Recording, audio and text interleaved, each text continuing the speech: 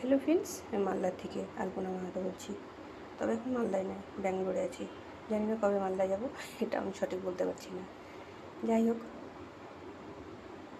বড় দেখে প্রণাম জানাই, ছোটো দেখে ভালোবাসা জানাই। তো আজ কী রান্না হয়েছে? আজ রান্নার পরেই রেসিপি। রান্না আমি করেছি, বৌমা খালি ডাল সিদ্ধ করে রেখেছে। লাউ দিয়ে ডাল হয়েছে, আলু মশলা হয়েছে পোস্ত দিয়ে।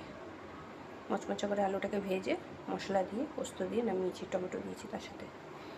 লোটে শাক হয়েছে। আজ তো শনিবার, নিরামিষ। উচ্ছে আর মিষ্টি আলু সিদ্ধ।